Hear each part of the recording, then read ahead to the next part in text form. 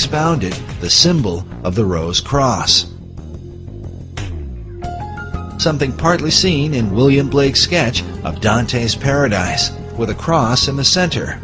But now look at this drawing done by famed artist Gustave Doré. The title of Doré's illustration is, quote, "The saintly throng in the form of a rose." This statue of Dante, holding a copy of his Divine Comedy, is found in Meridian Hill Park in Washington, D.C. This is the same park that is said to have marked the sacred 77th meridian upon which Washington, D.C. was built.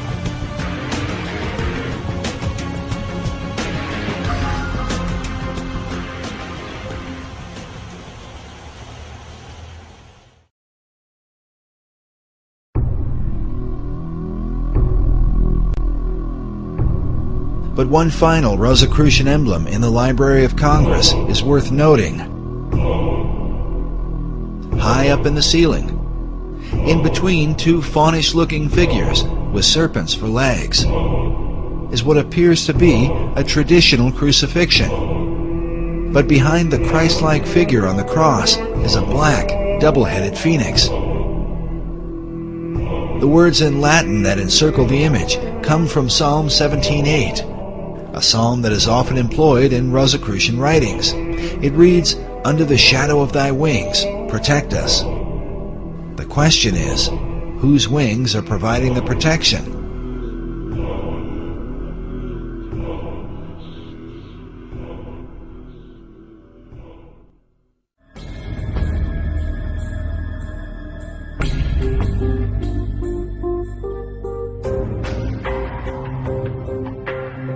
The Rosicrucians, like the Freemasons, follow a particular philosophy known as Hermeticism, which is directly related to how and why Washington, D.C. was built.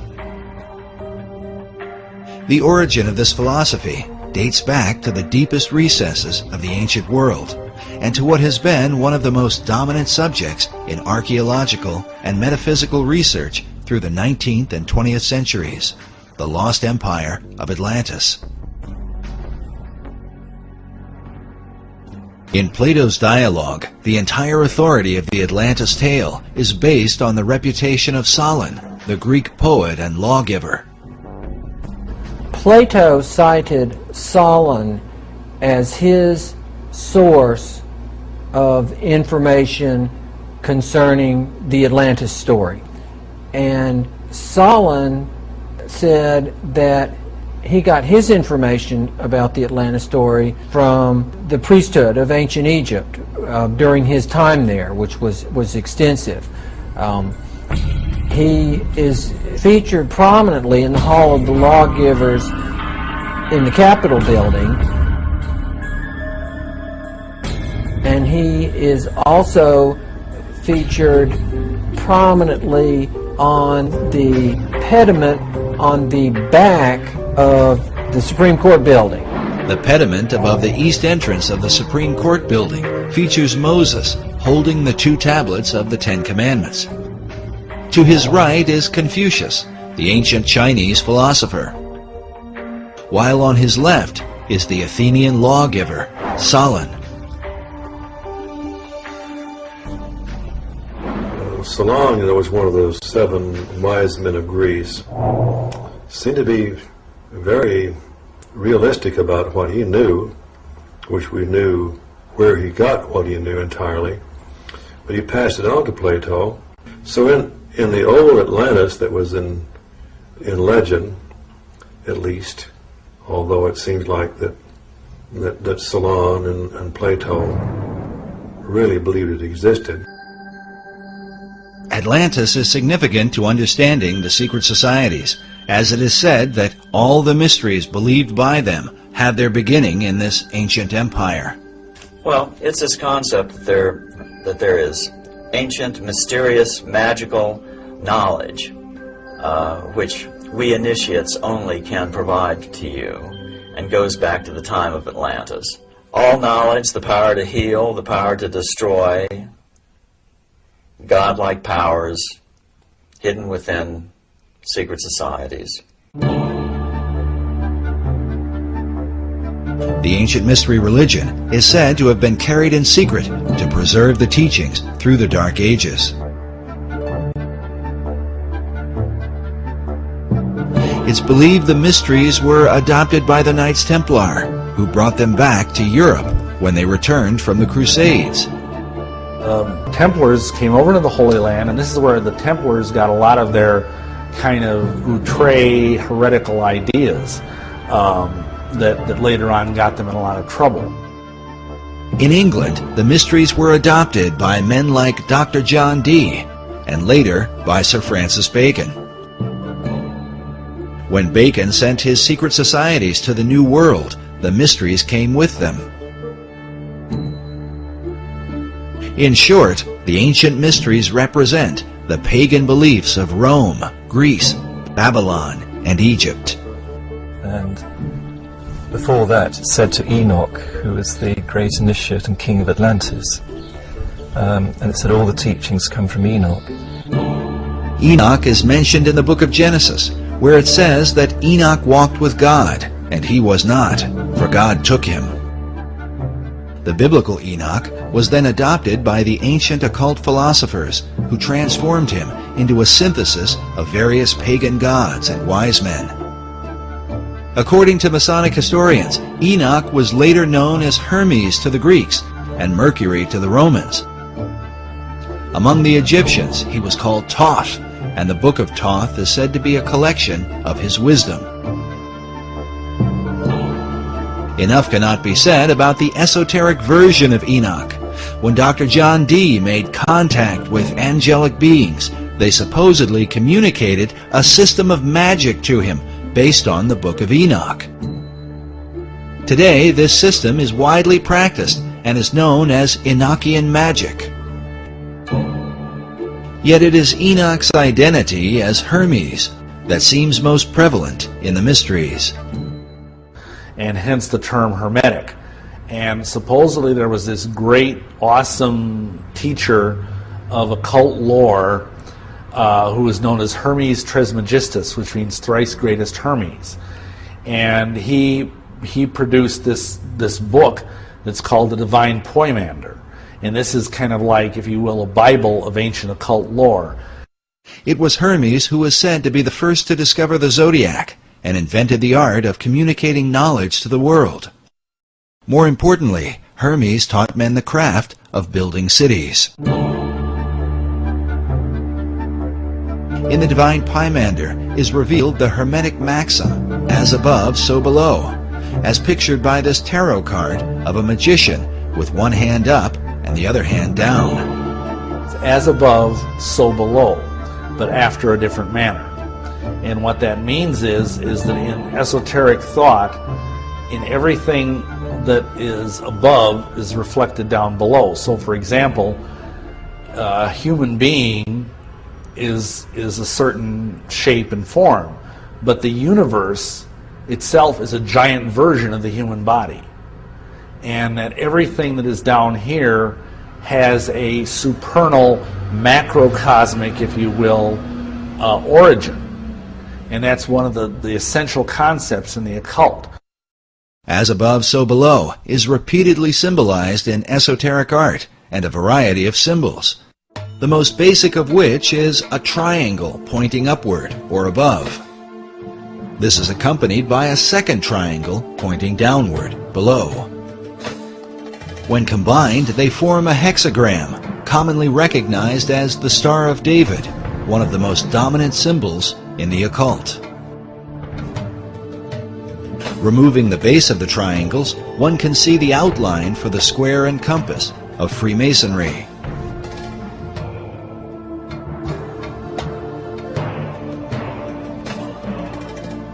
This next image shows what Manly Hall called the God of Reflections.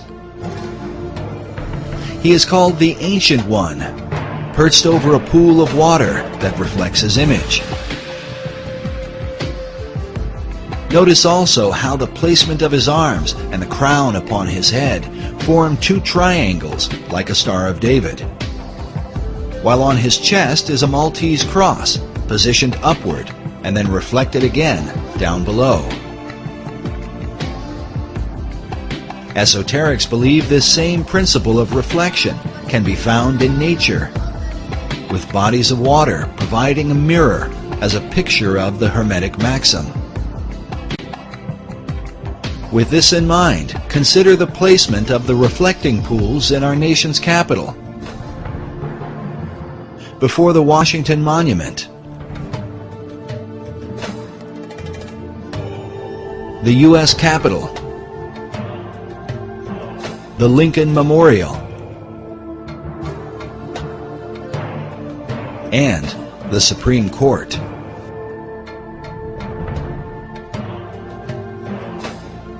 As above, so below is the philosophy that guided ancient cultures into building their cities and sacred monuments in alignment with the stars.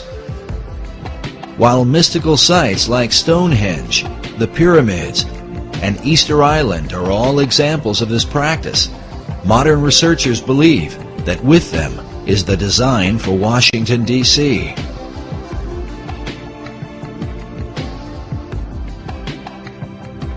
As above, so below. All those individuals that were involved in any type of architecture to the ancients, that philosophy, that dictum, especially in Freemasonry, was as above, so below. What you have in the heavens should reflect at a certain period of time that which is on the earth. So Washington, D.C., in my opinion, has some very strong, powerful spiritual energies because of the lining up of these buildings to various stars.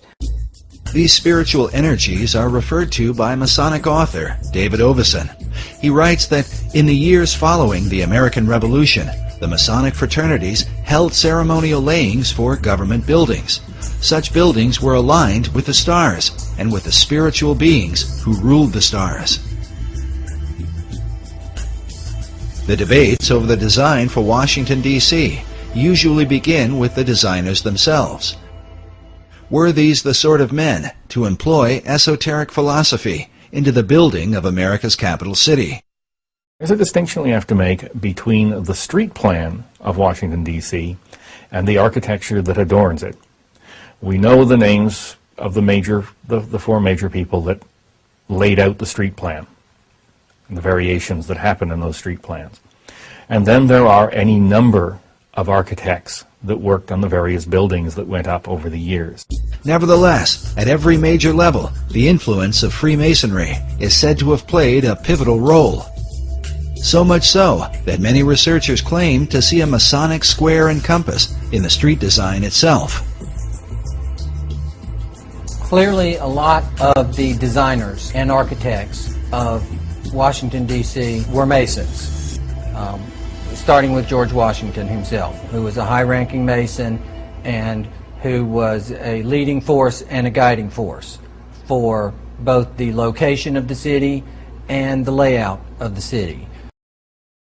Washington's authority as the father of a new nation would set the course for America's capital city, beginning with its designer.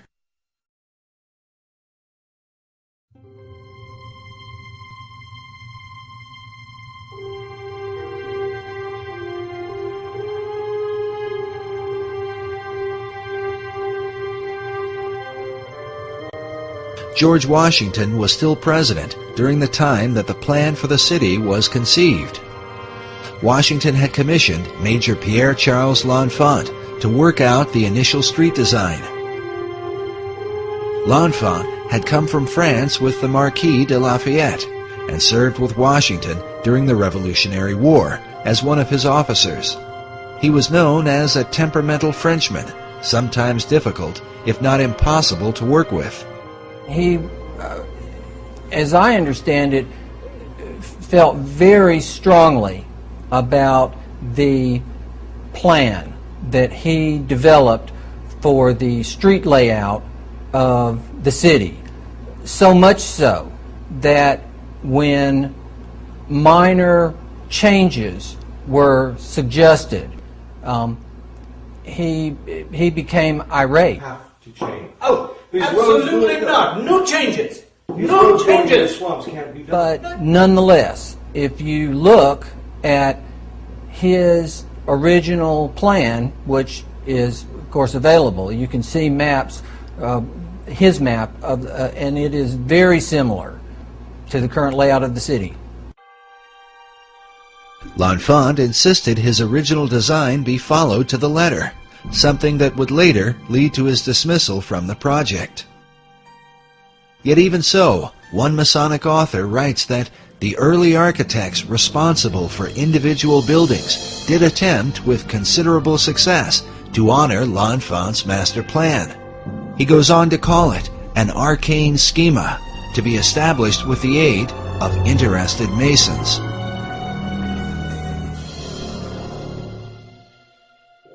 Yet in the planning stages, L'Enfant was particularly at odds with Thomas Jefferson. These guys had a terrible, they just did not get along. Jefferson, of course, was a very important part of the designing of Washington, D.C. Jefferson himself, along with Benjamin Franklin, was said to be deeply involved in astronomy. Jefferson spent 5 years as the American ambassador to France. When he returned, he brought with him the influence of European architecture. Along with Washington, Jefferson, and L'Enfant was Andrew Ellicott, the surveyor for the city, and Benjamin Banneker, his assistant. Banneker has been called the man who loved the stars. He was a freeborn African-American who published a famous almanac on astronomy. His influence on the design of Washington, D.C. has been greatly disputed. Some believe that when Pierre L'Enfant was fired from the project, he took his designs with him. Good day, sir. L'Enfant. And that Benjamin Banneker was able to recreate the plan from his photographic memory later on. Others argue that copies of L'Enfant's design were still available, and that the unfinished elements were then added by the surveyor, Andrew Ellicott, a little-known figure who some believe was a Freemason. While mysteries abound about the specifics, one thing all of the designers and surveyors seemed to have in common was an interest in the esoteric elements that would compose Washington, D.C. Ultimately, when the final design was presented, George Washington chose to call it the L'Enfant Plan. Perhaps the most influential researcher into the L'Enfant Plan and the mysterious, arcane elements of Washington, D.C. has been David Oveson, who wrote the book, The Secret Architecture of Our Nation's Capital. In his book, Oveson argues that the real mystery of Washington, D.C. is to be found in Federal Triangle. What Oveson felt was that Federal Triangle was basically reflected from the stars. Oveson's research, more than any other, confirms the idea that Washington, D.C. was built according to Hermetic principles, as above, so below.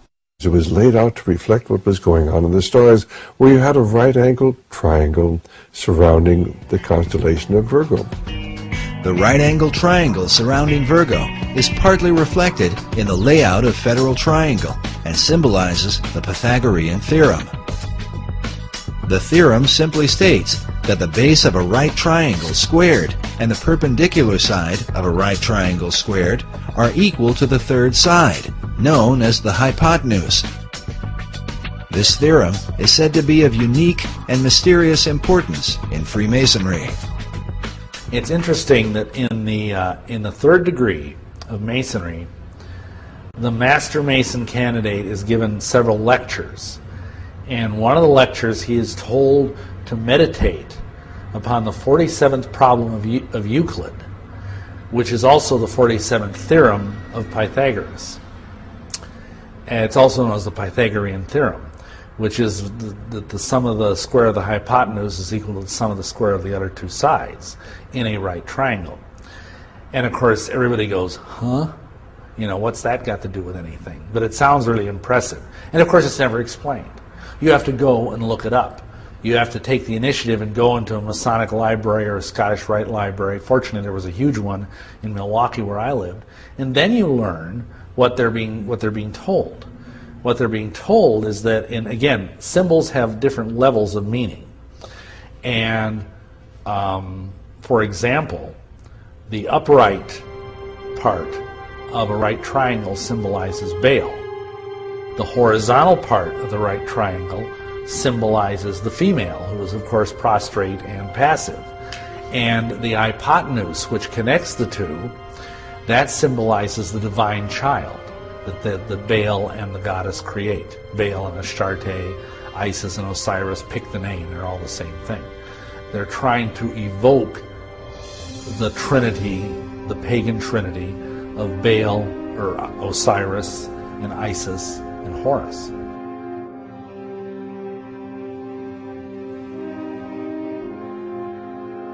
The squared elements of this Pythagorean trinity resemble the letter Y.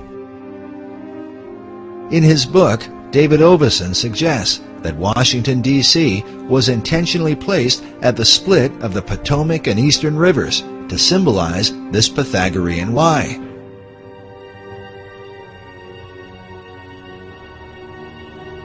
It was George Washington who outlined the 10 square mile parameter for the city, according to the cardinal directions. But Oveson's principal theory is that in L'Enfant's original plan, the White House, Washington Monument, and Capitol Building were designed in a right triangle, according to a star pattern above, where 3 stars surround the constellation Virgo, forming a stellar triangle. According to Oveson, the federal triangle actually exists within this greater triangle, but with the same purpose. This Hermetic symbolism, above and below, is intended to draw upon the spiritual energies associated with Virgo. But for what purpose? Could it be that as Isis brings forth Horus, so the energies of the Virgin are intended to bring forth the divine child?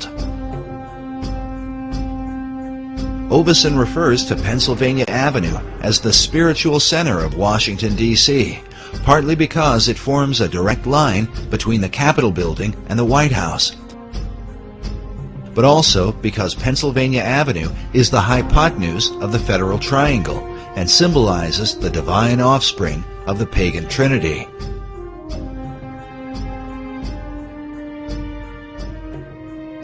The divine child is supposed to be the, for lack of a better word, the New Age Messiah. He's supposed to be the product of the coming together of the cosmic feminine forces and the cosmic masculine forces to produce a synergy.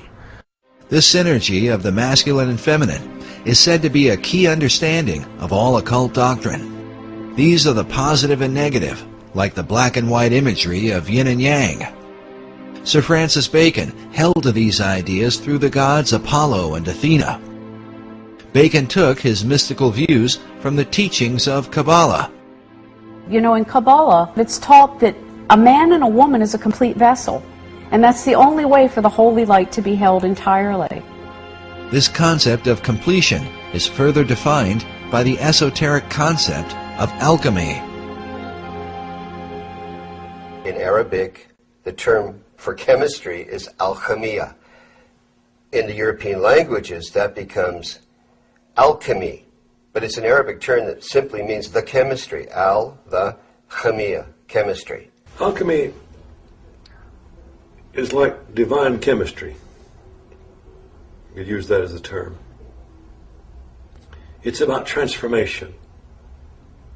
It's about transformation of the lower self to the higher self.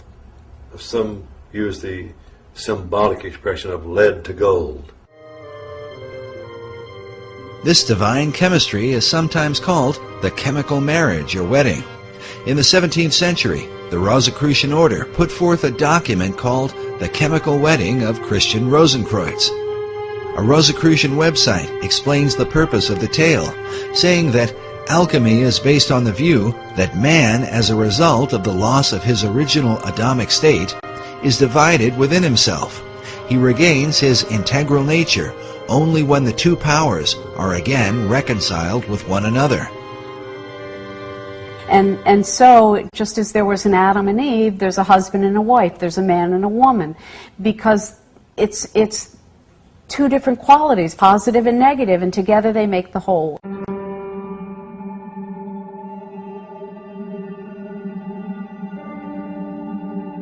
Throughout Washington, D.C., the alchemic and Pythagorean principle of the male and female seems to be repeated again and again.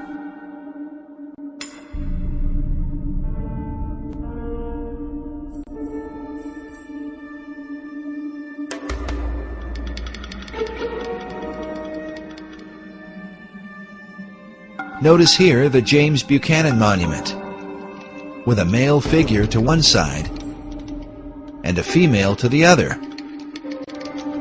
while President Buchanan, who also happened to be a Freemason, is placed in between them, where the perfected man would be.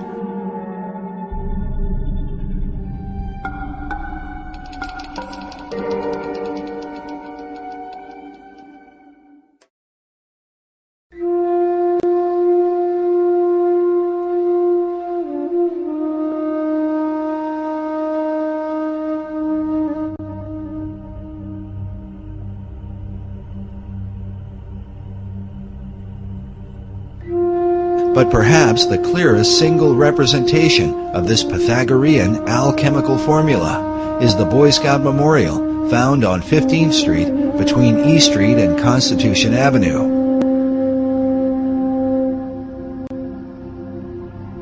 The Boy Scouts of America were founded by a Freemason named Daniel Carter Beard. And so it seems only fitting that the Boy Scout Memorial would be a kind of American Trinity, where the Boy Scout himself stands in the place of the divine offspring.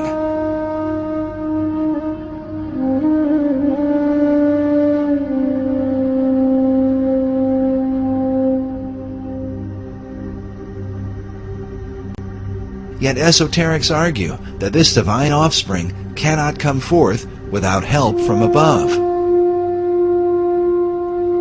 Primary sources indicate, as Jefferson and other of those who were involved with architecture, that you lined up the heavens with whatever you were creating, have it built at a certain time, and that would pull the spiritual energies and powers into that location. The idea of receiving help from heavenly powers was the ancient practice of alchemists, Rosicrucians, and those in pursuit of secret knowledge. But on Pennsylvania Avenue, the General Gordon Meade statue seems to clearly capture this idea. Meade was the Union general who defeated Robert E. Lee at the famous Battle of Gettysburg, sometimes called the bloodiest and most decisive battle of the Civil War. One that ultimately decided that the American states would remain united. Notice the general standing in the forward position with the golden standard of victory above his head, while behind him are a series of mythical god and goddess-looking figures, as if they might be powers and principalities from the heavenlies. In total, the statue seems to represent the idea that Meade was empowered by heavenly forces to accomplish what he did. But exactly what forces are these? And what power do they represent? A Freemasonic website features General Meade's walking stick, with an image of the general carved upon it, the name and dates of the Gettysburg Battle, along with a skull and crossbones, while just above it is a Masonic square and compass. Consider also the golden standard that floats like a halo above the general's head, reminiscent of countless images of Christ through the Middle Ages. The theme of a Christ-like figure empowered by heavenly beings has many levels in Washington, D.C.,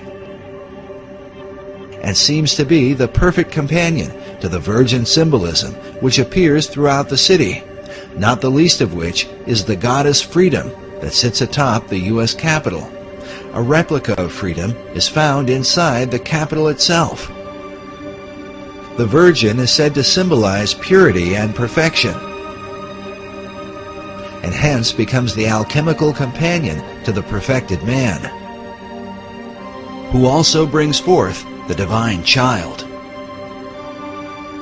In front of the Supreme Court building are found a male figure to one side and a female to the other.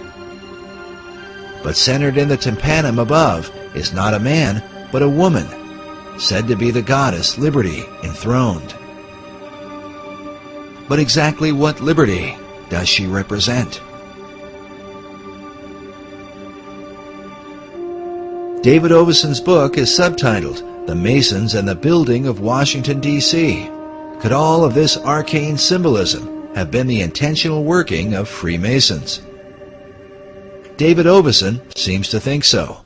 The author declined to be interviewed on camera, but did grant us a phone interview, where he told us he felt his lengthy book was merely scratching the surface. We also learned from the Masonic headquarters in Washington, D.C., that since the book's publication, David Oveson has become a Freemason. But while many Masons are proud to say that America's Capitol is full of Masonic symbolism, not all of them agree. From my studies of the design of Washington, D.C. and its history, I do not believe that there are any secret plans or designs related to Freemasonry. Dr. S. Brent Morris is an honorary 33rd degree Mason and the managing editor for the Scottish Rite Journal, Masonry's premier publication. His office is located inside the Masonic House of the Temple in Washington, D.C. Norman Vincent Peale, Harry Truman, Bob Dole, Gene Autry, John Philip Sousa, John Glenn. We know that he wore this medal. We're not sure that he wore it at the cornerstone. There is the apron that he wore. That apron is still in existence. So there he is laying the cornerstone.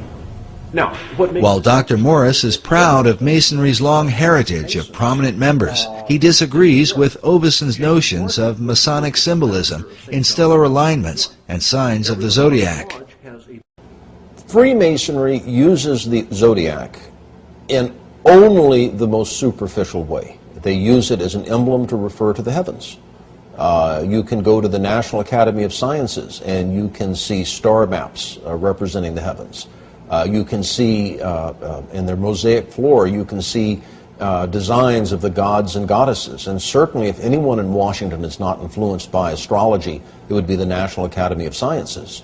Freemasonry uses the zodiac as a symbol for the sky, as a symbol for the heavens. We talk about the 7 liberal arts and sciences: grammar, rhetoric, logic, arithmetic, geometry, music, and astronomy. And the zodiac is often used to represent the science of astronomy. But there is no special Masonic importance assigned to the zodiac. No Masonic importance at all assigned to astrology. I don't put much stock in Oveson's theories. Dr. Morris is a prominent Masonic apologist. He's appeared several times on the History Channel and has written a number of books, including The Complete Idiot's Guide to Freemasonry. I wrote my book, The Complete Idiot's Guide to Freemasonry, because there is a growing interest in the Masonic fraternity. A great deal of this is caused by Dan Brown's recent book, The Da Vinci Code, and the anticipation that his next book is going to be about Freemasonry. Because of this growing public interest, I thought it was important to put a book, simple to read, that was factual and that addressed many of the accusations, the claims, the rumors about Freemasonry. Dr. Morris has even lectured at Canonbury Tower in London, the former home of Sir Francis Bacon, who is considered the first Grand Master of modern Masonry. Morris is highly respected by his brother Masons for his diligent defense of the craft. There are many theories out there about the influence of Freemasons on the United States. You can find websites that claim that all the signers of the Declaration, or 50 of the signers of the Declaration, were Masons, and that all or most of the signers of the Constitutions were Masons, and that the Great Seal of the United States is a secret Masonic emblem, and that the street plan of Washington, D.C. has Masonic emblems. And there are two groups of people that promote these ideas. The first group of people are the anti-Masons, the people that hate the Masons, that want to show that there is some evil, powerful, possibly demonic conspiracy that is guiding the United States. And the other group of people are the overeager Freemasons that want to promote the theory. Yet those who oppose Masonry are careful to point out that some of the overeager Freemasons have been among the most powerful men in America's history. Ed Decker is one of the leading Masonic critics and author of the book, The Dark Side of Freemasonry. Decker warns people about what he feels are the dangers of Masonry. My background in Masonry comes from my family. We've been Masonic family for as long as I can go back to. I've traced it back to over 200 years of Masonic involvement, every male member of my family, as well as the women and the kids. And, you know, it went down from my grandfather, my great-grandfather, my great-great-grandfather, to my dad. Decker even claims to have been threatened by Masons when exposing their secrets in the past. I've been shot at, beat up, accosted, spit on, you name it. But when they're shooting at you, you know they're serious. My life has been threatened, been shot at a number of times. Praise God, I'm alive from that too. Decker believes that Freemasons use clever tactics and word games to cover up their influence in America's history and to hide the truth about their secret rituals.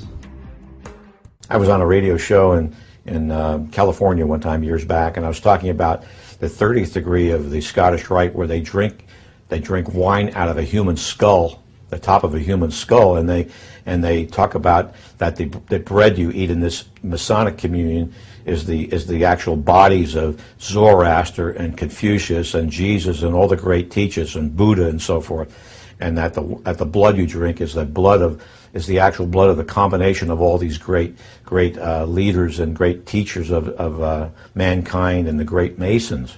It's a form of Masonic transubstantiation, and I was talking about this as when you go to a ritual and they have you drinking wine out of a skull, you got a problem. And I got a phone call that came in, and the caller said, "I'm a Mason. I've been a Mason for 60 years, and you're a liar. We don't drink it out of a human skull." And I said, "You're a liar. You do drink it out of a human skull. Don't tell me so. I know. I've been there, seen it." And he said, "Well, we drink it out of a plastic skull, not out of a real skull." I said, "Oh man." It was a word game with him. The question has arisen for many. If some of the leading and most powerful men in America's history take part in such occult practices, what will the consequence ultimately be for America's destiny? A destiny planned by secret societies, said to be written like so many riddles in the stones of Washington, D.C.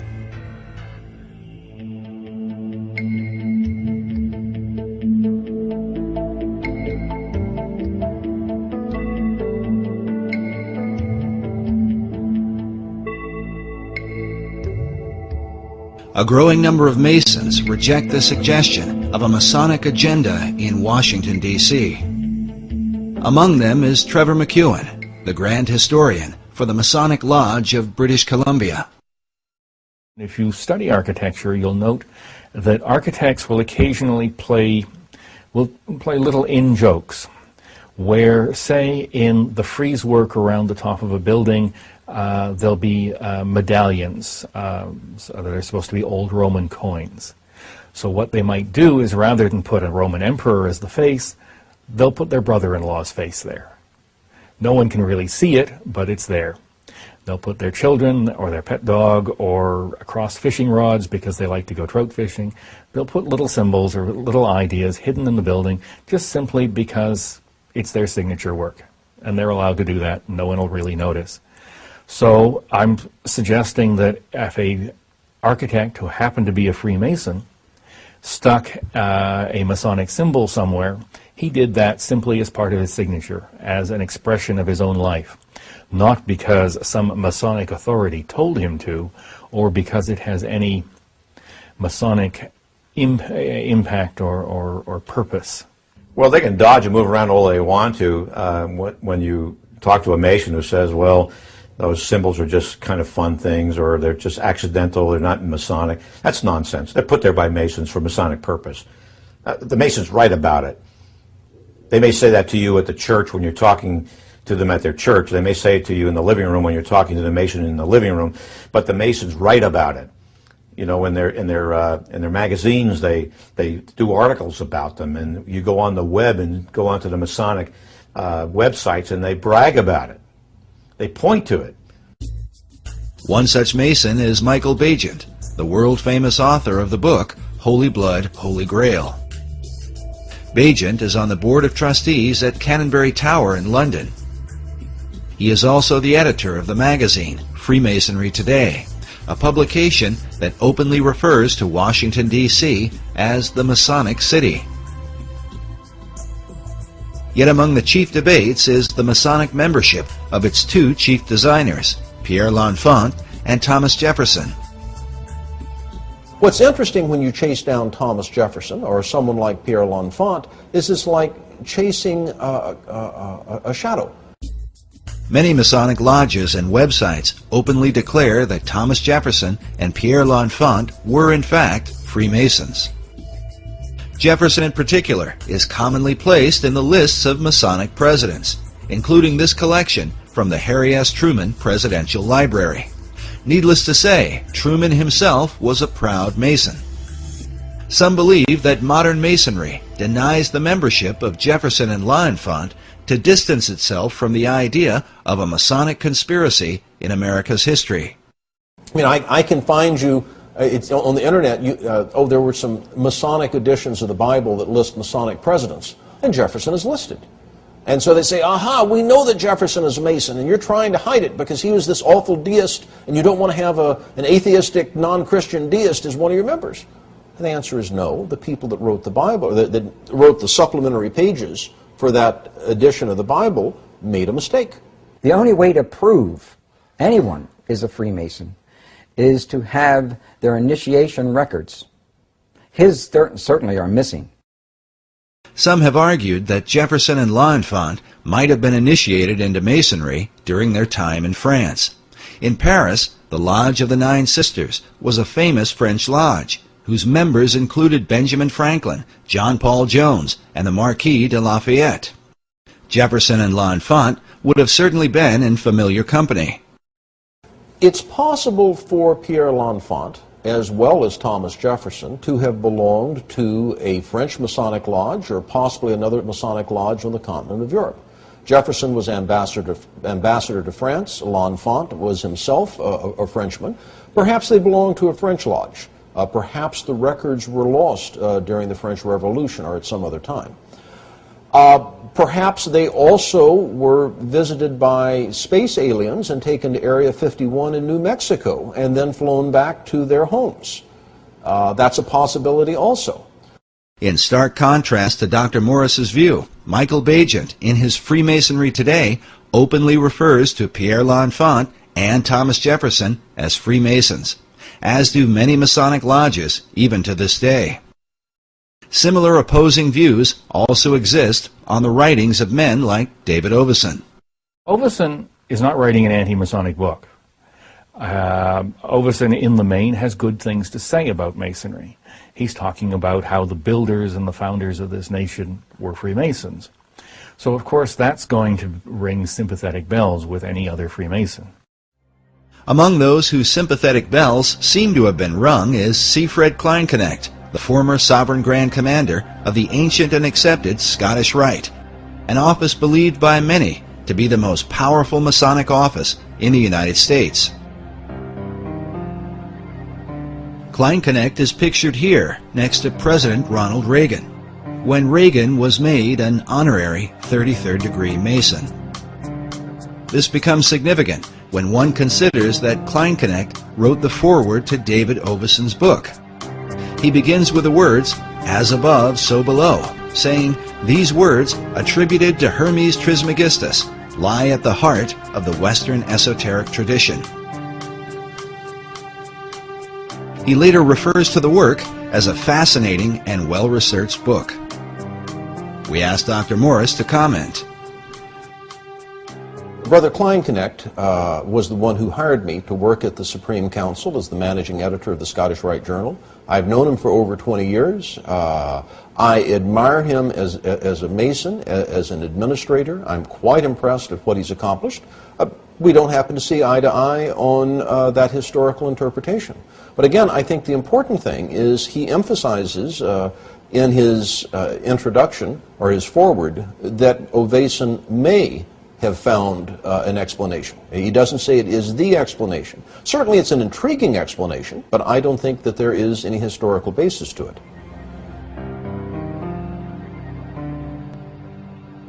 Of David Oveson's research, Siegfried Kleinknecht writes that recent scholarship demonstrates the undeniable influence of Freemasonry exerted on the American system of government.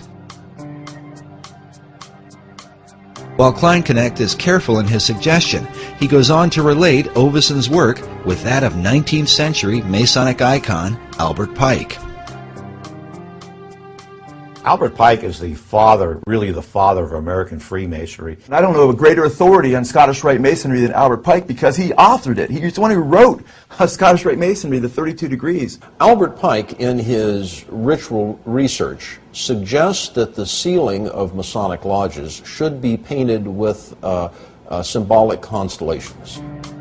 In the foreword to Oveson's book, Kleinknecht comments on Pike's suggestion for a ceiling design.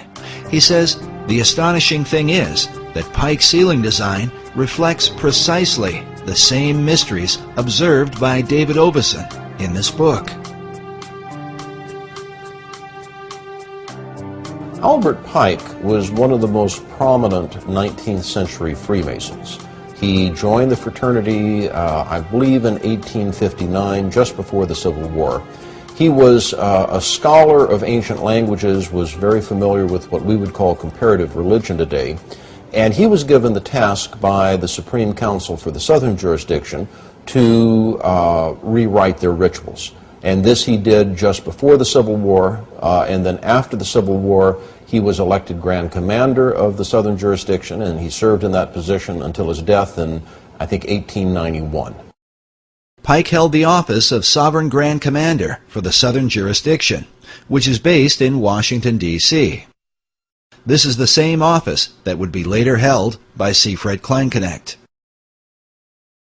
Albert Pike's great contribution to the Scottish Rite is his book, Morals and Dogma of the Ancient and Accepted Scottish Rite of Freemasonry. On the title page it reads, "Esoteric Book for Scottish Rite use only, to be returned upon withdrawal or death of recipient." It's given to the new Masons after they've gone through a series of stuff. Then they're given a copy of Albert Pike's book. Pike declared that the true definition of Freemasonry is an advance toward the light.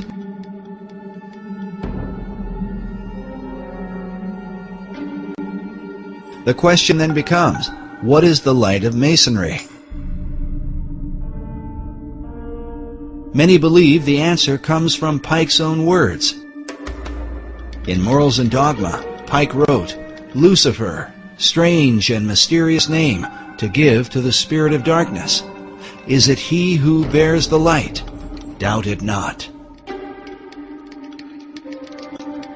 Masons and their critics will likely agree that these words, perhaps more than any other, continue to haunt Pike's memory. But Albert Pike was not the only Mason to speak of such things. Manly Hall, in his book, The Lost Keys of Freemasonry, wrote that when the Mason learns the mystery of his craft, the seething energies of Lucifer are in his hands. This is another bust that was done by Mr. Hall of a man he had a great affinity for, which was Albert Pike, one of the great Freemasons of the world. A statue of Albert Pike is located at 3rd and D Streets in downtown Washington, D.C. It was erected by Freemasons in 1901 through an act of Congress. Pike is shown with a maiden beneath him, bearing the standard of the Scottish Rite. More than a century after his death, Albert Pike continues as an important and controversial figure in America's capital. Not only does his statue remain, but he is the central focus of one of Washington, D.C.'s most unique buildings, the Masonic House of the Temple, the headquarters for the ancient and accepted Scottish Rite of Freemasonry. The building was designed by 20th century architect John Russell Pope, who modeled it after the mausoleum at Halicarnassus, one of the 7 wonders of the ancient world. Pope himself was not a Freemason, so he relied upon the esoteric knowledge of Elliott Woods, a 32nd degree Mason who was the architect of the United States Capitol at the time. The top of the temple is shaped like a step pyramid that some believe parallels the truncated pyramid on the back of the dollar bill. If you count the courses of masonry on the pyramid, you'll see it has 13 courses of masonry, and that corresponds to the 13 steps on the pyramid that is the roof of the House of the Temple. Not only is the number 13 present in the roof design, but the House of the Temple is said to be 13 blocks north of the White House, leading some to believe that a secret Masonic signature somehow ties Masonry with the seat of power in American government. One of the interesting theories put forward about the layout of Washington, D.C. is that the House of the Temple is exactly 13 blocks north of the White House. And the statement is usually said with a great deal of dread, and I'm sure that if we had a soundtrack accompanying it, there would be deep bass strings playing in the background to emphasize that sense of dread. Now, it turns out that there are some side streets at a halfway marker, and if you count them, and you don't count the streets that are in the circles, well, by golly, you can come up with 13 if you kind of squint your eyes and look at it sideways. Using a simple map, 13 individual cross streets can be identified between the White House and the House of the Temple, located on the south side of S Street. Dr. Morris's contention, however, is that if one counts the 2 streets that cross Scott's Circle, rather than only the street that runs between them, it would not amount to 13 blocks. Yet even prominent publications, such as U.S. News and World Report, have written that the Masonic House of the Temple is about 13 blocks north of the White House. But superstition about 13 seems ingrained in American culture. Even our modern elevators specifically avoid the number. It's said that President Franklin Roosevelt would invite his secretary to dinner to keep from having 13 people at the table, and would avoid going out on the 13th of each month. Yet it would seem that FDR was not so troubled about the appearance of 13 on the Great Seal of the dollar bill. 13 leaves in the olive branches, 13 bars and stripes in the shield, 13 feathers in the tail of the eagle, 13 arrows clutched in its talons, 13 letters in the phrase E pluribus unum on the ribbon, 13 stars in a hexagram above the eagle's head, the 13 levels to the pyramid, and 13 letters in the phrase Annuit Coeptus, said to mean God has prospered. When French architect Pierre L'Enfant laid out the design for Washington, D.C., David Oveson tells us he planned for 13 approximate straight lines of avenues for the city. But what does 13 mean in the occult? First, let us consider how those who are involved with mysticism look at numbers. William Wynne Westcott, a well-known Freemason and one of the co-founders of the Hermetic Order of the Golden Dawn, explains that the followers of Pythagoras referred every object, planet, man, idea, and essence to some number or other. The numerals of Pythagoras were hieroglyphic symbols, by means whereof he explained all ideas concerning the nature of things. He goes on to say that all systems of religious mysticism are based on numerals. Some believe the phobia about 13 comes from the Last Supper, where supposedly Judas Iscariot was the 13th person to arrive and then later betray Christ. Kabbalists say 13 represents man's ability to go beyond the zodiac, to ascend above the stars of heaven. With this in mind, consider this phrase inside the Library of Congress: "Too low they build, who build beneath the stars." For Kabbalists, the number 13 is not unlucky, but refers to their concept of God. The word Shekinah represents the manifestation of God's glory.